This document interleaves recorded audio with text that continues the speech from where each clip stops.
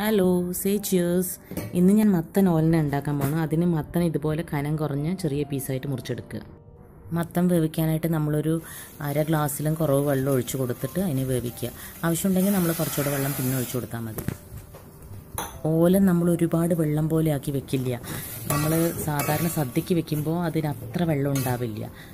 പിന്നെ നമ്മൾ വീട്ടിൽ ഇതാണ് ചോറിന് മെയിനായിട്ട് സൈഡ് ഡിഷായിട്ട് വെക്കുകയാണെങ്കിൽ അപ്പം നമുക്ക് കുറച്ച് വെള്ളം പോലെ ആക്കാം. ഈ മത്തൻ്റെ കൂടെ നമുക്ക് പച്ച പയർ കിട്ടില്ല, ആ പയറിട്ടിട്ടും ഉണ്ടാക്കാം. പിന്നെ നമുക്ക് ആ ചുവന്ന കളറ് മറ്റേ പയർ മണി കിട്ടില്ല, അത് ഇട്ടിട്ടും ഉണ്ടാക്കാം.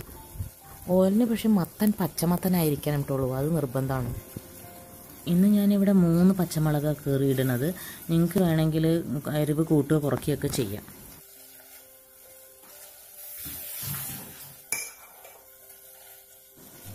ഒരു അര സ്പൂൺ ഉപ്പിട്ട് കൊടുക്കുക. എന്നിട്ട് കയ്യിലോണ്ടൊന്ന് ചെറുതായിട്ടൊന്ന് ഇളക്കുക. ആദ്യമേ ഒരുപാട് ഉപ്പിട്ട് കൊടുക്കരുത്, പിന്നെ ആവശ്യത്തിന് വേണമെങ്കിൽ പിന്നെ ഇട്ട് കൊടുത്താൽ മതി. ഇനി നമ്മൾ ഇതിനെ ഒന്ന് അടച്ച് വെച്ചിട്ട് വേവിക്കാം. അപ്പോൾ പെട്ടെന്ന് വെന്ത് കിട്ടും. ഒരു മീഡിയം ഫ്ലെയിമിൽ വെച്ചിട്ട് നമ്മളൊരു 5 മിനിറ്റ് വേവിക്കുമ്പോഴേക്കും തുറന്ന് നോക്കുമ്പോൾ ഒരു വിധമൊക്കെ വെന്തിട്ടുണ്ടാകും. വെന്തത് പോരാ തോന്നിയാൽ കുറച്ച് നേരം കൂടെ വെച്ച് അതിന് വേവിക്കുക. വെള്ളം പാകത്തിനുണ്ടോ നോക്കുക. ഒരുപാട് വെള്ളം ഒഴിച്ച് കൊടുക്കരുത്. നമുക്കിതിൽ തേങ്ങാപ്പാലും കൂടെ ഒഴിക്കാനുള്ളതാണേ, അതുകൊണ്ട് പിന്നെ ഒരുപാട് വെള്ളം പോലെയാവും. ഞാനിവിടെ 3/4 ഗ്ലാസോളം തേങ്ങാപ്പാലെടുത്തിട്ട് ഇത് 1-ാം പാലാണ്. അത് നമ്മൾ ഒഴിച്ച് കൊടുക്കുക.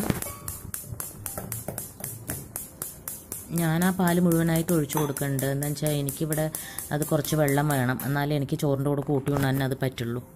ഇനി ഇതൊന്ന് തിളപ്പിക്കുക. ഒന്ന് ഇളക്കി കൊടുത്തിട്ട് ഒന്ന് തിളപ്പിക്കുക. തേങ്ങാപ്പാൽ നമുക്കിത് 1-ാം പാലേ ആവശ്യമുള്ളൂ. ഇതൊന്ന് തിളച്ച ശേഷം നമ്മൾ കുറച്ച് കരുവേപ്പിൻ്റെ ഇല ഇട്ട് കൊടുക്കുക.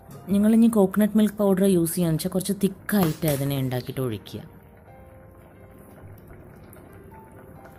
പിന്നെ കുറച്ച് വെളിച്ചെണ്ണ, നല്ലോണം ഇത്തിരി വെളിച്ചെണ്ണ തുളിക്കണം, അപ്പോൾ അതിന് ടേസ്റ്റ് വരിക. ഇനി ഗ്യാസ് ഓഫ് ചെയ്തിട്ട് അതിനെ അടച്ച് വെക്കുക തന്നെ.